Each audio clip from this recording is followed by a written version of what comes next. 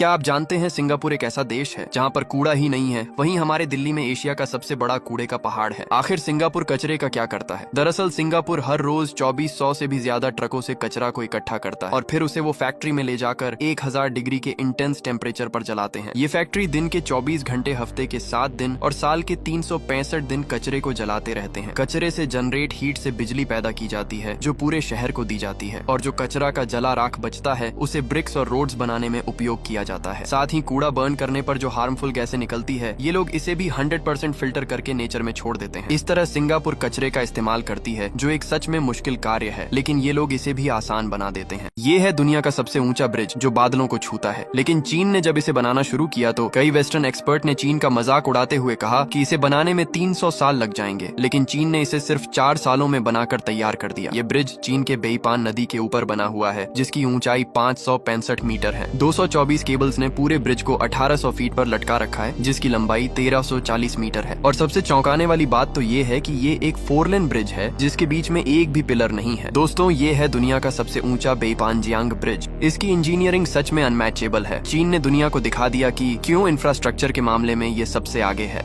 क्या आप जानते हैं इंडियन रेलवे स्लीपर और एसी कोचेज में हमेशा व्हाइट बेडशीट और व्हाइट पिलो कवर्स ही क्यों देते हैं? आखिर क्यों इंडियन रेलवे दूसरे कलर के बेडशीट्स का इस्तेमाल नहीं करता है? चलिए जानते हैं। आपको बता दें कि रेलवे की हर पर्टिकुलर चीजों के बीच एक प्लेन स्ट्रेटेजी होती है। दरअसल ट्रेनों में इन व्हाइट बेडशीट्स देने का रीजन ये है कि इंडियन रेलवे हर रोज इन कपड़ों को 121 डिग्री सेंटीग्रेड के इंटेंस टेम्परेचर पर वॉशिंग मशीन में क्लीन एंड स्टीम करती है, ताकि हर रोज इन चादर पर जो दाग धब्बे और बैक्टीरियास लगे होते हैं वो अच्छे से खत्म हो जाए। और अगर इतनी इंटेंस क्लीनिंग दूसरे कलर्स के कपड़ों पर की जाएगी तो उसका कलर झड़ जाएगा, जिससे इंडियन रेलवे इनका उपयोग दोबारा नहीं कर पाएगा। ये बंदा कैप्सूल को काटकर जो निकाल रहा है, ये सोना है जिसे स्मगलर चोरी करके दूसरी कंट्री से लाते हैं, और वे इसे ऐसी ऐसी जगह छुपा कर लाते हैं जिसे सुनकर आपके होश उड़ जाएंगे। हाल ही में सुरभि खातून नाम की एयर होस्टेस गोल्ड को ऐसी जगह छुपा कर लाई थी जिसे जानकर पूरा देश दंग रह गया। दरअसल ये मैडम एयर इंडिया एक्सप्रेस की एयर होस्टेस है और इसे हाल ही में केरला एयरपोर्ट से गिरफ्तार किया गया है। और असली बात तो ये है कि गल्फ कंट्री में सोना काफी सस्ता मिलता है, इसीलिए इसने ओमान से 1 किलोग्राम सोना स्मगल किया और अपने रेक्टम यानी जहाँ से आप अपना सोना रोज सुबह गिराते हो, वहीं पर ये सोना को छुपा कर ले जा रही थी, जो कि उसने अपने मुंह से नहीं। और इसके बाद मैं क्या ही बोलूं, आप खुद ही समझदार हैं।